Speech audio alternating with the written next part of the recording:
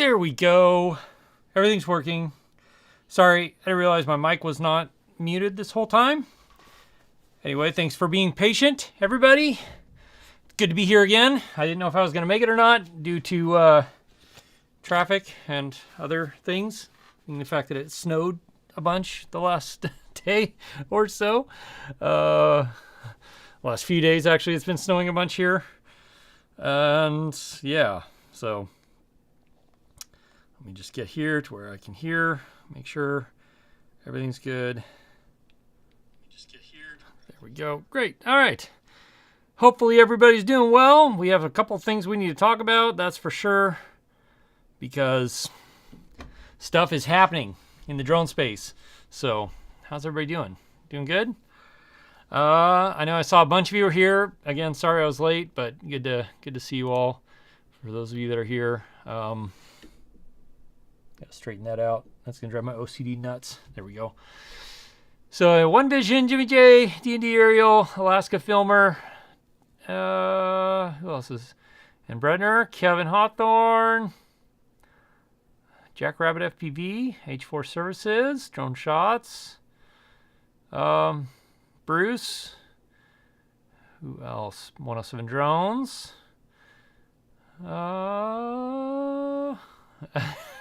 Yes, you get to call me late.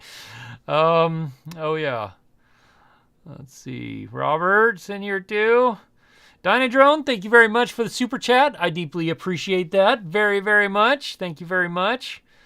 Okay, there's a ton of chat that I'm not gonna catch up on because I can't. It's too much. But good to see you all. Good to have you all here. I think I'm gonna do this real quick too, and give myself a little more. Oh, maybe not. That might be dead. Never mind. I'm not gonna do that either. So anyway, wow, what in the world? Oh, that's why. Sorry, my camera's all messed up, and I don't know why. There. All right, I think we're good. Good to go. Like I literally came in the house, threw everything down, and set stuff up as fast as I could. Let's see. All right, so welcome to the stream. If this is your first time here, the whole reason I do these streams is so that we can have a conversation, especially when I can get in here on time, unlike today. But that's what this is about. If you got questions, put them in the chat. I will do my best to answer them. If I miss some, because there was a lot of chatting going on before I got in here. Hey, Kyle. Then please ask it again, and we can do more of a back and forth. Because in the comments, I answer once, and then I never see it again, just because of the volume of comments I get now.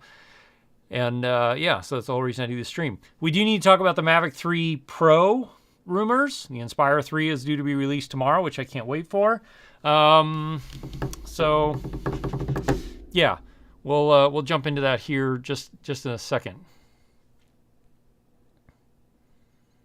Bruce, some of the drone footage toward the end of the video was jerky as it came in. I mean, sometimes that's connection issues, like just, internet connection issues. Sometimes, well, that's mostly what it is usually, is like, just YouTube and your ISP and your computer not connecting well. Sometimes it's frame rate mismatches and stuff, but usually it's connection issues, Bruce, unfortunately. Hey, Lance, let's see. Yaman at Family TV. Hey, welcome. I haven't seen you in the chat before. Welcome to the channel. Good to see you. Let's see, Robert.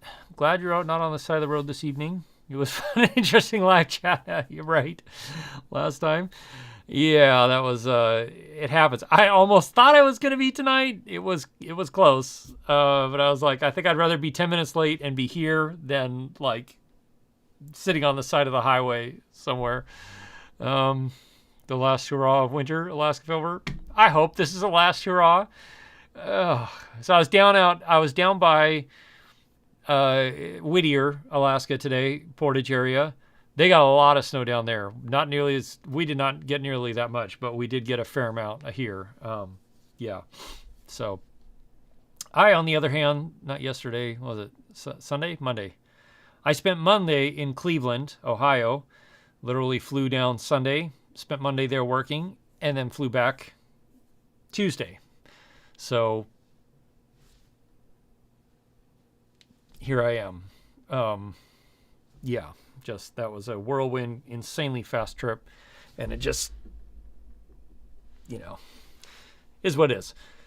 So, but let's see. So yes, I've been enjoying the last hurrah of winter, Alaska Filmer, in the sense of that I really hope it's the last hurrah. Do you think, H for service, do you think you'll need your Jeep in order to afford to buy the Inspire 3, or will it have to sell the wife's car too? Oh, sell your Jeep? Yes, probably to both of those. I have a feeling the Inspire 3 is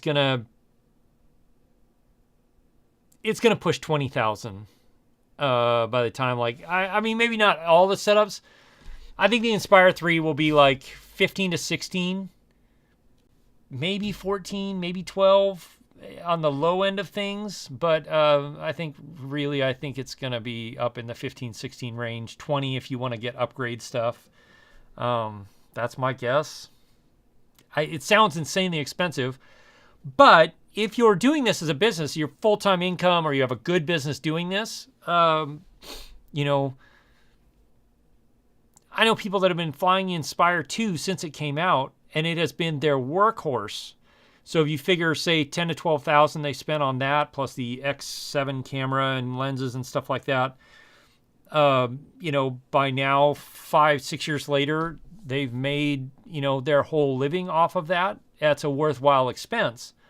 The Inspire 3 is just not going to be something you buy for the fun of it. It is going to be a drone that you work with a lot. Do I look desaturated? I feel like I'm all desaturated. I know it's not in log, but it feels like it is. I don't know. Anyway. Hey, Blue Planet Drone. There you go. Bruce, yeah.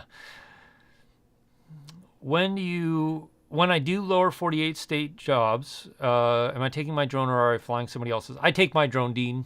I always take my drone. Partly it's a thing of like, I know how it's set up. I know, you know, I know it well. I've got it tuned or, you know, set to the controls the way I like it and stuff like that. And then partly it's like, I know what has happened to it. So I know it's not going to just drop out of the sky on me, ideally. So some of that is part of that process, that thought process too. But yeah, so I generally take mine. And then part of it's like insurance issues of like, it's my drone, it's my insurance, I'm flying it. So there's less potential arguments on that respect. Blue Planet Drone, you hope the Air 3 drops at some point this year. What do I think? I hope so, Blue Planet. I would love to see an Air 3 Air style size drone with the flight time of the Mavic 3. I don't know that it's going to, though. I feel like the Mini 2 Pro has kind of pushed that now.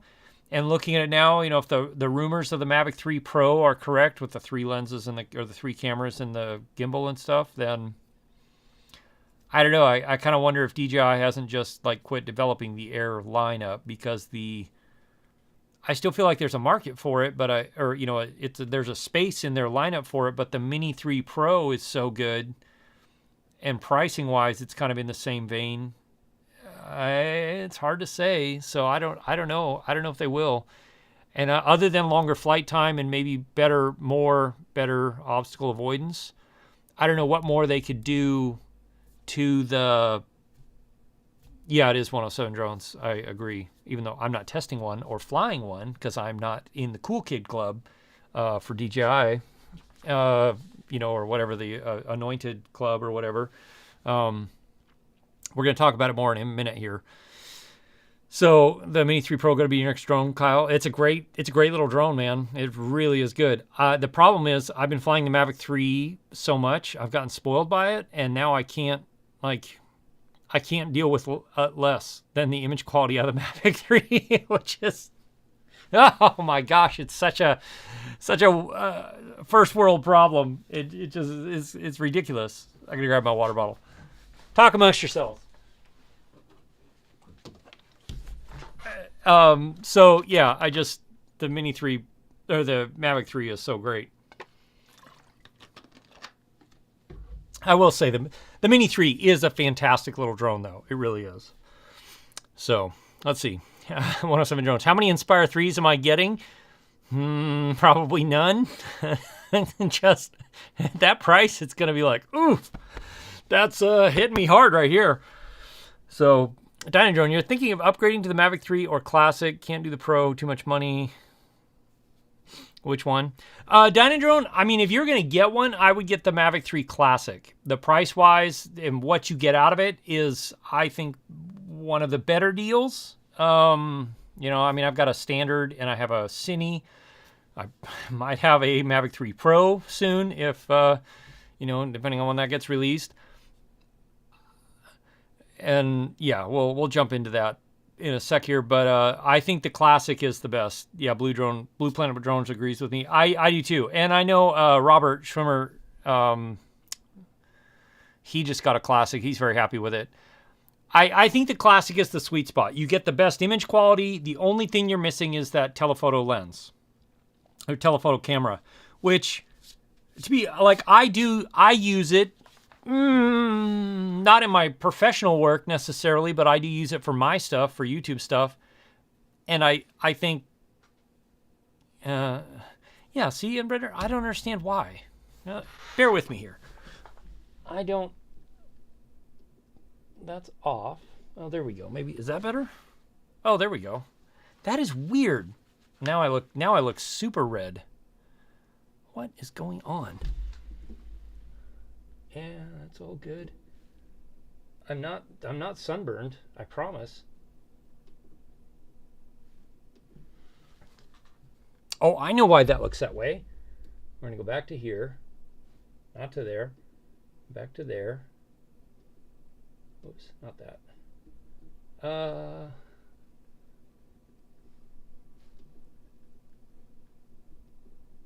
Wow, this thing is all kinds of messed up. There we go. That looks better. How strange. Anyway, okay, let's see, what were we talking about? You find Mini one. That's all you got. Oh wait, let me see. I messed up something here. Dean Ford, when you think of the total drone cost of ownership, you need to look at the drone, batteries, case, lenses, filters. So the Inspire 3 is going to cost a bundle, Dean. That's exactly why I say like 20 grand. By the time if you upgrade stuff, everything it's going to be spendy. Yeah. Let's see. Got that one. Love your Mavic 3, the original Pro. Dean Ford, yeah, I love my Mavic 3. They're such great drones. Blue Planet drones. Yeah, and that's the only thing that would make me think like they might put out an Air 3 is the 1-inch sensor part and just better flight time. And, you know, who knows? Maybe they'll put a little zoom lens on it like they did with the Mavic 2 Zoom. That would actually be kind of cool because it would be something that's different. But, you know, who knows?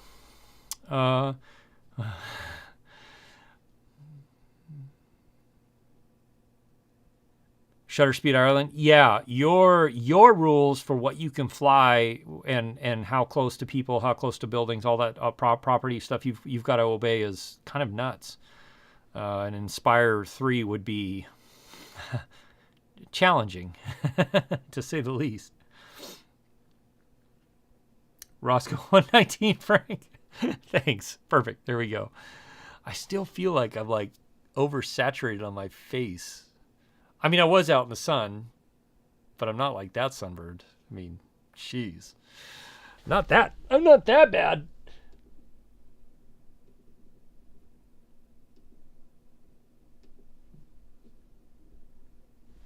Don't do that. That's better. It's the saturation. For some reason, the saturation was +4. I didn't do any of that. I don't know why that would be that way. Anyway, whatever. Bring back the Phantom Line mechanical shutter One Vision. I would love to see a Mavic 3 style with like the classic, but with a mechanical shutter. And I mean, that would be amazing. With a mechanical shutter, would be incredible. Dyna Drone, get the classic. You'll be very happy with it, I think. Let's see. Briswiz, realistically, how often do I attach ND filters to get motion blur when required on the Mavic 3 as opposed to purposely flying a different path without them? Briswiz, I have ND filters on my drone every single time, all the time, except for at night and in the dark where I don't need ND filters. I have ND filters on there constantly. Just varying what strengths I have on there depending on, you know, how bright it is outside. So, Blue Planet drone, best time to get the best footage, coastal areas, orcas and such. Blue Planet, so, Robert, they're so close, so close. That job that came up for me in Ohio last minute kind of backed me up a bit. That's why the video went live today about the 10 drone moves. But the D-Log presets are very, very close. Hang in there just a little bit longer, please. Yeah. And Bretner, yeah. Let's see. So, Blue Planet drone, I would say like June-ish, early June is probably best, but June generally is pretty nice, is great. Yeah. Frank, are you really? I will be at NEB in Vegas here Sunday and Monday, and I cannot wait because I want to speak face-to-face with DJI, and I want to speak face-to-face with Sony and a few other companies and just be like, hey, let's like, what is the deal here? Yeah. So anyway, But Frank, if you're there, if you're in at NAB, keep an eye open for a really tall guy who looks just like me, because there'll be somebody there. Yeah. Brad Henderson, do ND filters make aerial photos more difficult? Yes. Okay, so Brad, that's a good point. That is the time that I don't put ND filters. If I'm just doing photo work, then I will use my shutter speed to get the exposure I need. They can. They don't necessarily. Good ones don't, but they can shift colors a bit and kind of tweak things out a little bit. HP for the show? Oh, okay, cool. I don't know if I'll make it over. Well, I might, because I want to say hi to Blackjet, and I think they're over in that area. I was looking at the map the other day, so yeah. Donald Miller, do you need to keep the SRT and LRF files, Donald? No, you don't, unless you want. So one of them is basically a super tiny proxy version of the video that you've shot, basically worthless. And then the other one is the metadata for the video. So you could put like that, the video file, the regular video file, and the remember the SRT or the LRF file into something like Handbrake, and you can see your exposure, your white balance, your speed, all the metadata of the drone is in one of those files. So anyway, hey Brad Allison. Frank, I would love that, man. I've been trying to make inroads with them for a while, and I just have like not got anywhere. And so I know it's a personal, like a one-on-one thing of like meeting people, because I see other people that have done that, and they are working with DJI in pre-release stuff and all that. And so, clearly me just like living in Alaska and creating amazing drone content is not enough, apparently. So anyway, or maybe they're just like, we don't want any more, YouTubers from the United States. I don't know. But I don't think that's the case. I think it's just a matter of I have not been able to connect with the right people. So, but I would love to. That'd be awesome. Seen leaks for Inspire OcuSync 3 Pro add-on. Brad, I think the OcuSync 3 Pro thing is, I don't think it's necessarily going to be about distance, realistically. I think it might be resolution and frame rates that you get back. Like instead of, say, 1080 at 60 FPS, it's going to be 1080 at 120 FPS. Or it might be, more than 1080. Maybe it's 2.7K at 60 FPS. That's what I think. And I think it'll be more robust, a stronger link overall. So that's my thoughts. But yeah, that's pretty much what I think. North Hall next to Black. Yeah, that's what I thought, Frank. I'll see. I know that one of the vendors I want to meet with, Blackjet, which is it's like the name of the company is not Blackjet, but they make Blackjet products. It's some bizarre weird name with an A, is in that North Hall. So anyway, but yeah, DJI as well, Kyle. Yeah. Anyway, Zimmy the Kid. That's the thing, Donald. Like, there's a whole bunch of YouTubers that make videos with DJI or get pre-released DJI products, and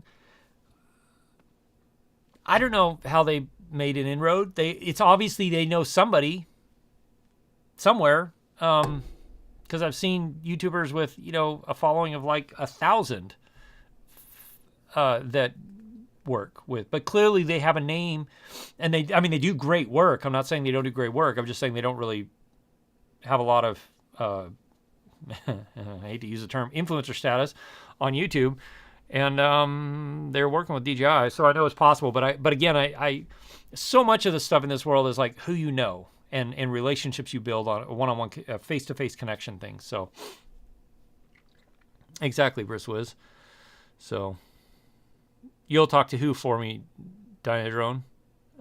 And you have contacts?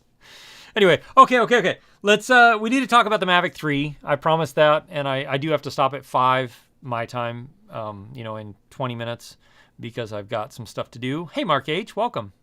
Dynadrone, if you have contacts there, like, put me in touch with them. Put them in touch with me, something like that.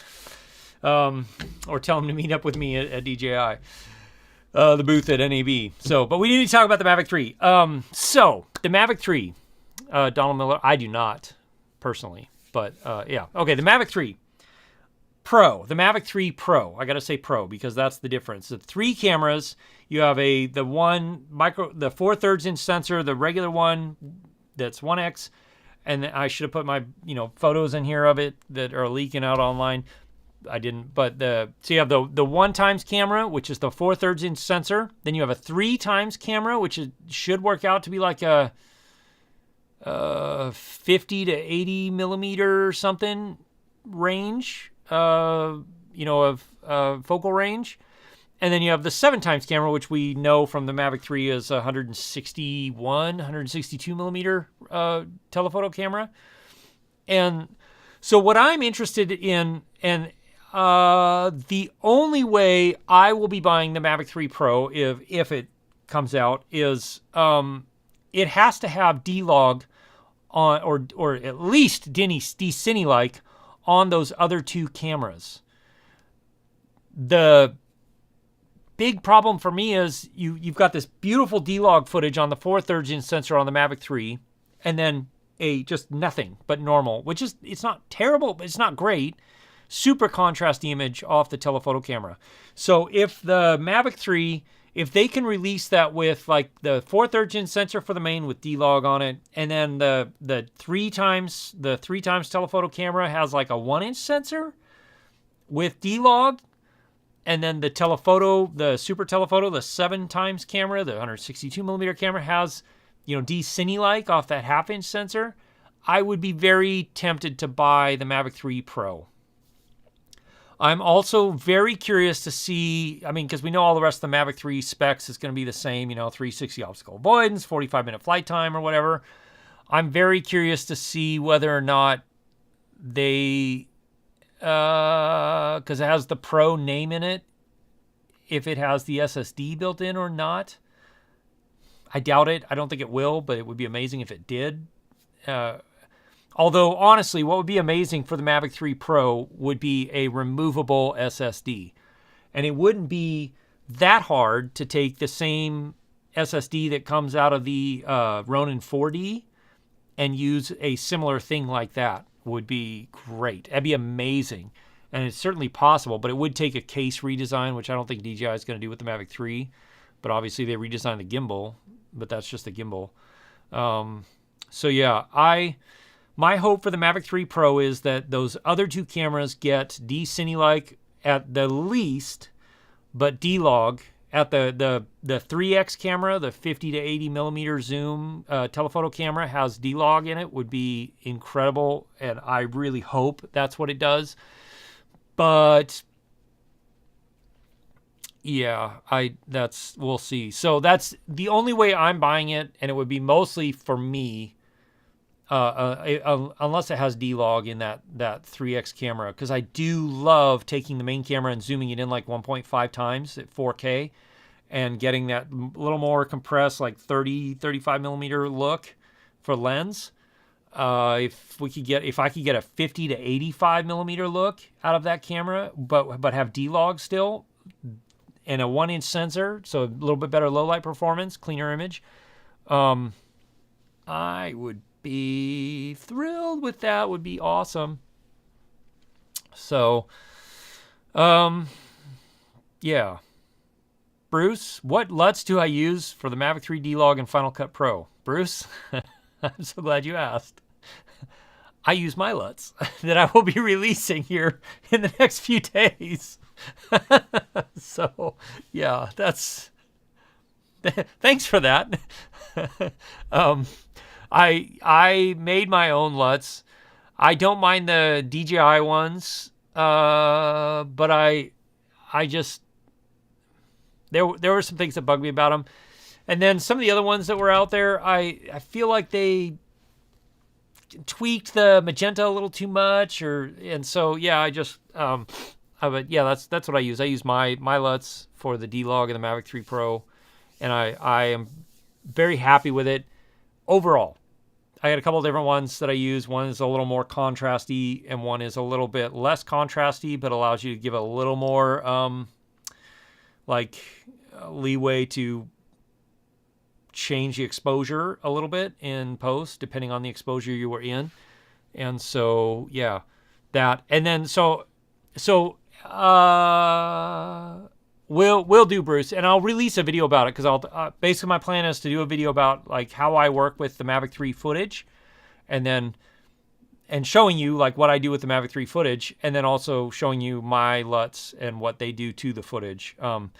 The idea is that I'll be releasing the Mavic 3 correction LUT that I use most, like 90-something% of the time, the extra contrasty Mavic 3 LUT that I do use sometimes, and then a LUT that I've developed for the telephoto camera to like lessen its really insanely harsh contrasty look, and bring it a little more in line with like the main camera. It's not perfect, but it's what I can do for right now.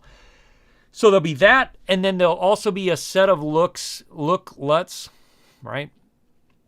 I don't know. I don't want to call them LUTs necessarily, but like presets that are, some of them are like cooler, some of them are warmer. You know, they're looks that they're more grades, I guess, color grades that like, you know, make things look bluer, or push the blues and the greens a little bit more, or take out some of them will like suck a lot of the color out except for like the reds. And then yeah, so those are kind of what's coming, and there'll be two separate things, and I got to figure out how to make it so you could like do a package deal and you get a little discount if you buy both. But yeah, so that's what's coming. And the LUTs will work with any software that takes a .cube file. So that's like Final Cut, DaVinci, Premiere. I don't know what else accepts a .cube file, but that's like the standard LUT format. So it should be just about anything. D&D. Yeah, see? That's what I'm saying. Like, that would be brilliant. If that 1-inch sensor at 50 millimeters, which would be perfect, gives us D-Log. It has to give us, for me, it has to give us D-Log to make it worth it for me to buy one. If it doesn't give us D-Log, and even D-Cine like, yeah. So, and I'm hoping that maybe when they release that, they will also give us a firmware update for the Mavic 3, the other Mavic 3s, that will give us D-Cine like in the 160 millimeter telescope. Price point hopes? Well, I'm hoping around $2,000 or less, but I'm sure it'll be $2,500 probably, Brad. I think if you bought the drone by itself, it might be like $1,800 to $2,000. But I think the package, you know, the normal like controller, battery, all that sort of stuff, it's gonna be $2,200 to $2,500. I think, probably $2,500. Oh, gosh, it sucks.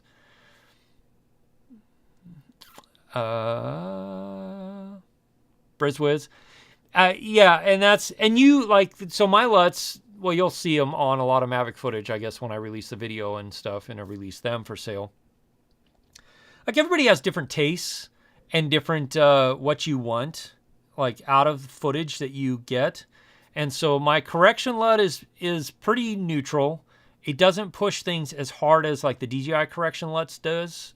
So it gives you more room to like tweak it a little more in post. And so that's kind of where like I found that I was constantly adjusting certain things.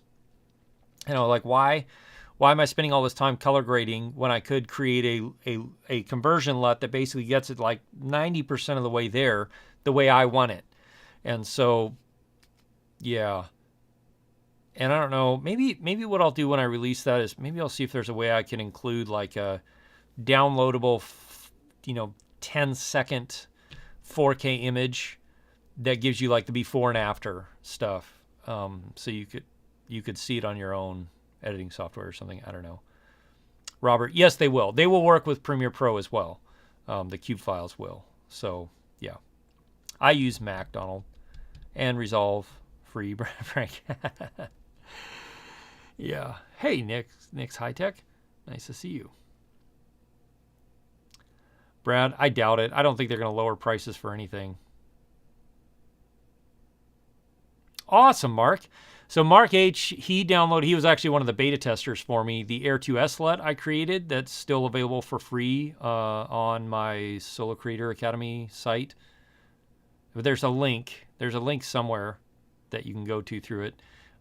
Anyway, so he downloaded that for free, and people can download it today for free too. The Mavic 3 stuff I'm not going to release for free because I've spent quite a bit of time working. Like, I've been working on these since the Mavic 3 came out. And then the problem is, like the original Mavic 3 that I started with, the original footage I started with, at some point DJI made some firmware updates that tweaked it a fair amount coloring wise.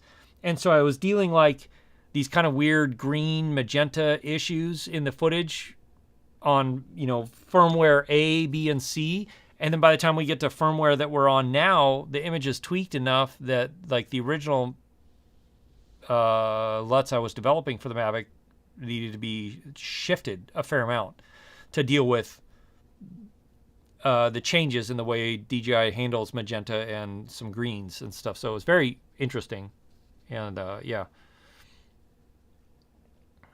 Nick's High Tech. See, that would be amazing if they could develop a Mavic 3 Pro that basically had 3 lenses, like the old cinema camera. Remember that, where you could just turn it and it would flip into the different lens? That would be so cool. Oh, that would be awesome. But yeah, exactly. So those are my thoughts on the Mavic 3. It needs to have D-Log available on that second 50mm 1-inch sensor for me to buy it, for me to be interested in it. At the very least, it needs D-Cine-like, but even then, I'm like, I don't know if I'd be interested in it. And then the 160, I would love to have D-Cine-like on that. But for me, like, my main workhorse is the Mavic 3 Cine. And the reason is because I can give clients ProRes. They are more accepting of that than an H.264 file, H.265 file off of the standard Mavic 3.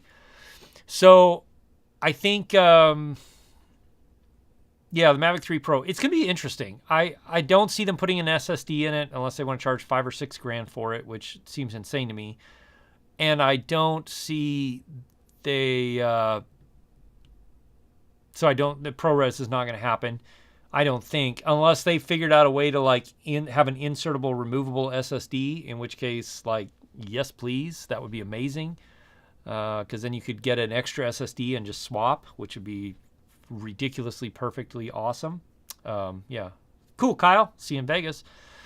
So yeah. Okay, so the Inspire 3. Somebody asked a question about the Inspire 3. Nick's High Tech, probably. DJI will, yeah, and it'll be like the Mavic 3 Pro Cine V2 and the Mavic 3 Pro. Mark H, you asked about the Inspire 3. What did you ask about the Inspire 3? I lost it here somewhere. Anyway, the Inspire 3 comes out tomorrow. Dun, dun, dun, dun. Or at least it gets announced tomorrow, which means it will be, you know, yeah, someday, at some point. I'm excited to see what it has, what it's capable of. Like, other than all the rumors of like full frame 8K, full frame 6K, depending on the camera you get. And then it looks like 28, 29 minutes of flight time, which coming from a Mavic 3 is like, oh, that's a lot less. It's better than the current Inspire 3. But also you think about the Inspire 3 is a different beast. Like, it is a much more powerful machine that is aimed at a very different market. And so 28 minutes for something like that would be fine. The big thing I'm excited about is the like better signal link quality, better control quality. Having the better GPS stuff on there will be amazing. My biggest complaint about the Inspire 2 is it is a drifty, unstable platform that is a pain in the neck to fly with sometimes. And then it just has so many quirks and weirdnesses with it that make no sense at all. I think Inspire 3 is going to fix a lot of those issues and be much, much better in the control aspect and how stable it is. Because look at what the Mavic 3, I mean, it's like it's on a tripod when you launch that thing most of the time. It's pretty amazingly great. So H4 services, yeah. So I think they're going to use the same SSD as the Ronin 40, which basically just has a little USB-C port on it, and that is brilliant. Pretty sure it's going to use the same camera package as the Ronin 4D. The one thing I don't know yet is what, like, the battery system. Are they going to use the same as the Inspire 2, the TB48s, or did they come up with a new system? I know a bunch of people will be really pissed if they came out with a new battery setup. On the other hand, it does kind of make sense that they would, because it's a very different drone looking at it. Although very similar form factor, just I think it's probably larger. Foldable propellers. I'm very excited about foldable propellers on it, because one of the biggest pains about working with the Inspire 2 is every time you move, you got to pop all the propellers off, stick them back on. Yeah. Exactly, H4 services. They do look like it. The batteries do look like the TB50s, but I don't know. They'll be the TB55s or the TB60s, and they'll be just different enough where you have to buy a bunch of new batteries, which would be like, ugh. I do hope so too, because then you could share the batteries with the Ronin 4D, and that would make sense. But I don't know. We'll find out tomorrow. So I'm excited about that. I'm excited about the SSD part. That is going to be fantastic. I'm really excited about the full frame aspect and the dual native ISO of the 4000 or 5000. I think it's going to be spectacular.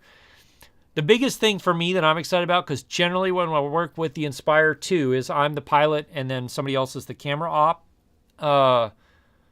is the better FPV feed. They're basically taking the O3 FPV feed or the FPV system off the Avata and sticking it on the Inspire, which means you get considerably better FPV feedback to the controller, which would be amazing. So, yeah.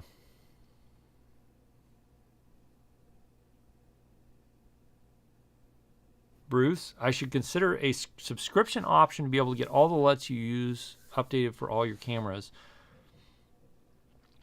Oh, I think I see what you're saying, I think. Oh, well, I can't very easily H4 services, but I did see that, Donald. So when I'm flying the standard Mavic 3, I use H.264 and MP4. When I fly the Cine, it's the ProRes, and that's a .mov file. And then for my storage, or how I work with, when I'm editing, I use little SSDs. Well, not little. These are 4 terabyte SSDs to put all the files on and edit off of, or transfer off of stuff onto SSDs. But then as soon as I'm done with files or all the raw footage, it all goes onto a RAID NAS, network attached storage system I've got. That is, who is this? This is a Synology. And this will be coming, like this stuff, this part, like my desk setup and my storage setup and all that, will be coming in a video about my studio, redoing this studio and building it out like this, which is going to be coming fairly soon. So, soon-ish. So you just got hired for a job that I will be gone a lot. So that'll probably be one of the videos that comes, just because, you know, I don't know what else to do. Let's see. Bruce, the subscription option. I don't know if I can do like a monthly subscription option. I've considered doing that for like more of the course stuff, that as I'm building courses, I've considered doing a subscription option for that. But rather than like a one-time purchase thing where you subscribe and you basically get access to everything. The problem is I have to get off my butt and start building these courses out, because I don't feel right about offering a subscription for that and then basically taking a year or 2 years or 18 months or whatever to put out more of the, you know, higher level course stuff. So, yeah, anyway. Bruce, was any word on the public API for the Mavic 3? No, nothing yet. And it might be a bit. I think the Mavic 3 is going to be kind of DJI's cornerstone prosumer drone for a while, at least a few more years. And so I think they're going to probably drag their feet on the like SDK kit or API for the Mavic 3 for a little bit longer. Yeah, I hope they do release it soon though. Shutter speed. Thank you very much for that, Shutter Speed Ireland. I deeply appreciate that, man. Thank you. Oh, it's 5 o'clock already. H4 services. Me too. I literally, because I filmed a lot of it. I filmed a ton of it actually, as I've been like building this stuff behind me and the shelving and all that stuff. I have hundreds of gigabytes of footage that I got to go through to put it together. So anyway, Bruce, you have a 1621 exactly same setup I've got. Synology DS1621. That's what I've got. I think. Is it 1621? Oh no, sorry, 1522 is what I got, and then I'm gonna probably add the expansion unit later. And right now I think I have 64 terabytes of storage in it, and which oddly enough you would think like that's not enough considering the amount of terabytes of storage I had on my regular little spinny hard drives that I've got all over the place. But the way an NAS works and the way the Synology system works, you don't it does. The way it handles files is different, and so you can't like compare it on 64 terabytes of storage on the NAS is 64 terabytes of storage on individual spinny drives. It's not. It's different, and so it's anyway. And then because it's also got backup on there, so a hard drive can fail, I can pull it out, put it back in, put a new one in, and it would rebuild the hard drive, repopulate the hard drive without losing any data. That's a huge part of it. So that you do lose some storage to that, but it just is different. I'll put it that way. So, Robert, you change out your memory cards after each flight. You know, if that's you never know if it's your last flight. Is that a recommendation? I don't change out after every flight, but I do like at the end of a day. I definitely offload everything and put it somewhere to be safe. Like I usually like this. So I will offload everything onto both of these hard drives, just so I've multiples. And a lot. I haven't had any problems with this, but a lot of people have been saying these SanDisk ones have been failing, the 4 terabyte ones specifically. So I haven't had any issues, but I don't want to take the chance of like a full 10-hour day of work. You know, sometimes multiple terabytes of drone work. To lose that would be a big issue for me. So I take very little chances on that. Anyway. Do you agree, Donald, about not wanting to fly your Air 2S, Mavic 3 Pro, and Mavic 3? Such a pleasure. Oh, wait.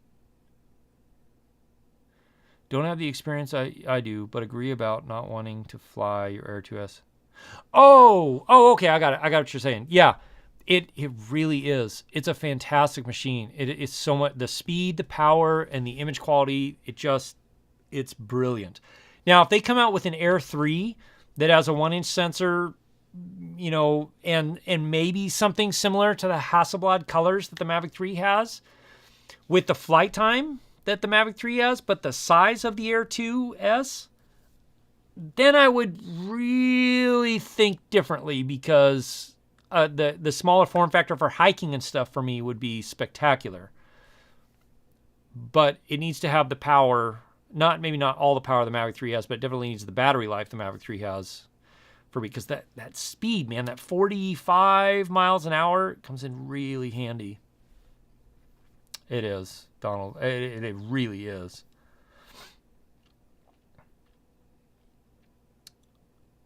Austin, yeah. So what I do is I get back from, you know, days worth of work or whatever.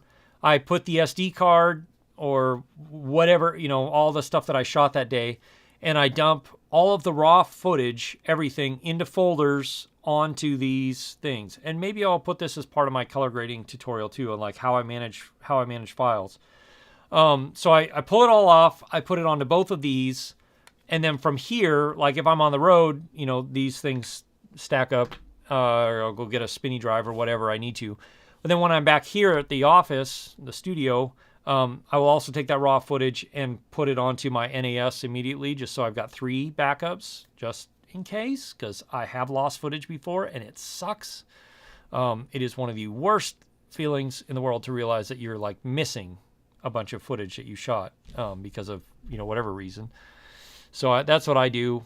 And then when I'm done with, you know, and then I will also, like, I've got one of these, it's plugged in right now, but set up to be my edit drive. So I'll pull all the files.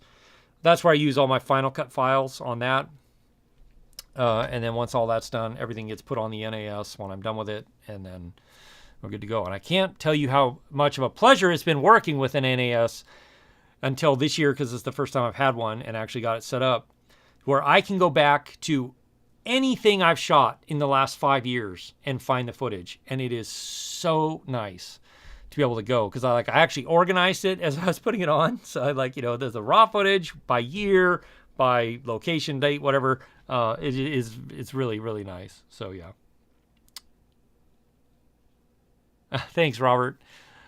Actually, Robert, I am going to be in Southern California. One of the golf courses I'm shooting is way down in Southern California. I don't remember where exactly, but I'll try and keep you in the loop.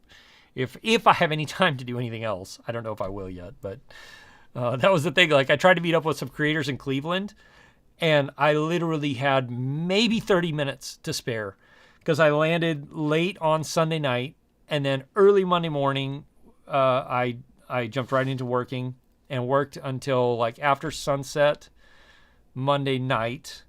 And then my flight, I had to be up and at the airport by 4 a.m. the next morning to catch my flight to start coming back to Alaska. So it was an insanely tight schedule. Yeah, anyway.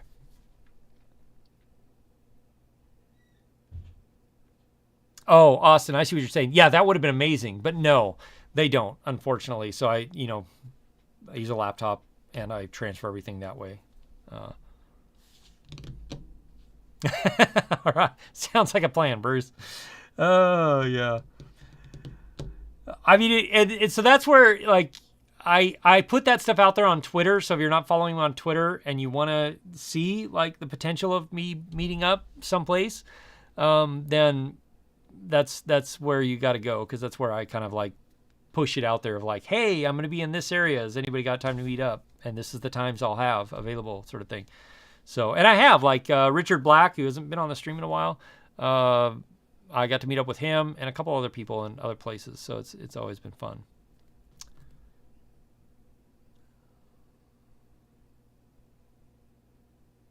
H4 Services, thank you very much. You're welcome. I'm glad they're helpful. Because sometimes I wonder if they're helpful at all. Austin. Yeah, so the only issue with the NAS is it's spendy. It's not cheap to get one set up properly. At least one that I needed, because I needed at least 64 terabytes of storage to get just the stuff I had on spinny drives off. Not to mention all the stuff I'm adding now. And I did a ton of research between Synology and some of the other ones out there. I ended up going with Synology because Synology has its own sort of RAID system that's really efficient, which I like. And then also I can expand the unit I have now with up to, I think, 10 more drives. So I could get up to a couple hundred and something terabytes, because I just basically went and bought Western Digital 16 terabyte hard drives and popped them all, populated all of my slots with that.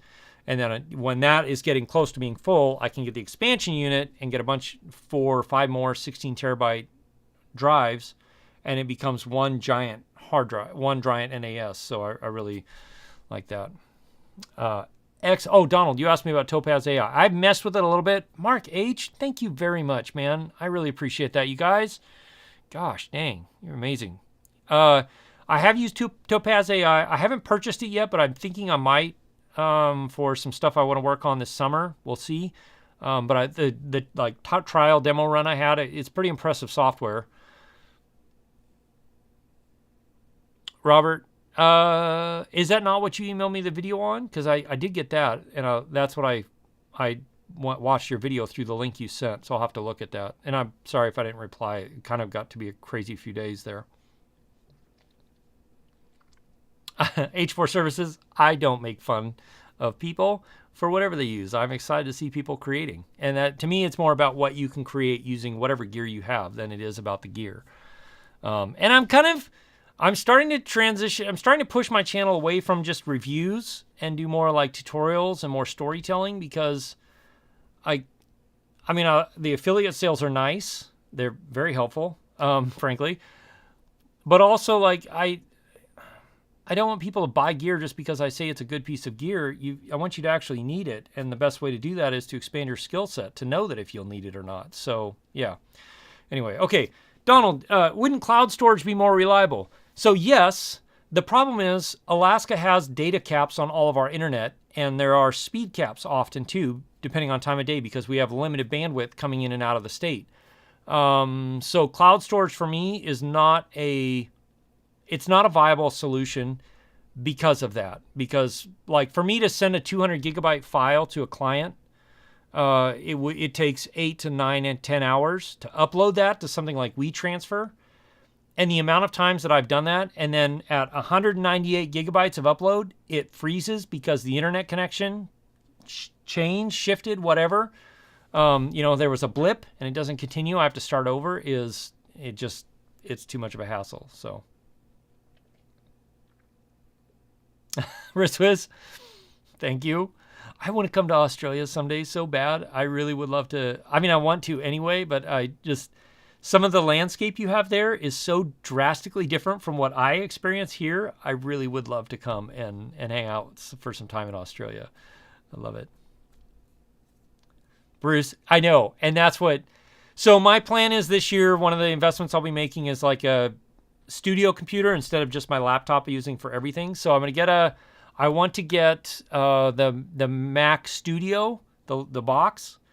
But I'm kind of waiting to see if they come out with like the M2 version first. And then, but that has a 10 gigabyte. And then I'm going to add the 10 gigabyte to the NAS too, because then I can get super quick. Yeah. Anyway, I'm excited about that, and I haven't done it with my laptop because I know this is what I'm going to be doing this year, and so yeah. Anyway, Robert, I mean, I think it's probably what you emailed me at. Let me see here, but I gotta find your email here. I'll do it here in a minute. I'll reply to you.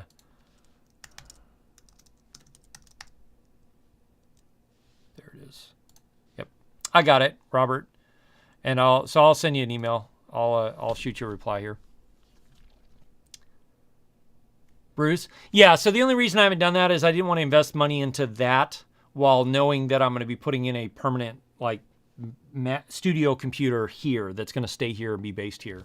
Because I don't take the NAS with me when I travel, and then the only times I'll be using the laptop is when I'm traveling. So. I looked at those Blue Planet drones, but I can't remember why. There was some reason that I was just kind of like, that's not the right fit for me. Synology was the better fit for me. So, but I've heard really great things about them. So, yeah. Nathan? Squeaking in your question here at the last minute because I'm going long because I started late. The best, so, I mean, there's tons of resources on YouTube, obviously. And the best thing to do is like go out and start shooting. Film lots of stuff, take lots of photos, and then when you get them home, they'll probably all be crap for the first little bit, but you can look at them and go, okay, what do I not like about this? What do I like about this? And then you'll build your skill set really fast that way. And that is honestly the best way to learn, is to go start doing it a lot. And then when you're, home doing nothing or whatever, you can look at what you've done and watch other people's stuff on YouTube. And see what they're doing, and then make adjustments from there. One of the things I'm going to start doing this year, ideally, is doing POV style, like Alaska photography, videography, adventure stories, where basically you get to come along with me as I go, trying to get shots of eagles eating, bait fish and stuff like that, or try and find a bear or something like that.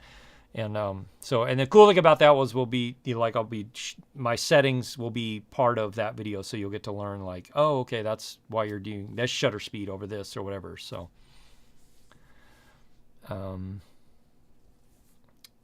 entering Jackson Films.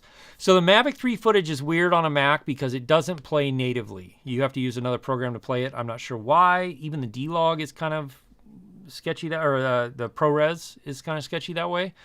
And I'm not sure exactly why. But for minimum editing videos on Mac, I recommend 32 gigabytes. That's kind of where I like 16 you can get by with sometimes if it's on an M1 or M2 chip, but 32 is best. So yeah. Mark H, my portable storage is this. I carry 3 4 terabyte SSDs with me. I wish somebody made an 8 terabyte SSD, but nobody does.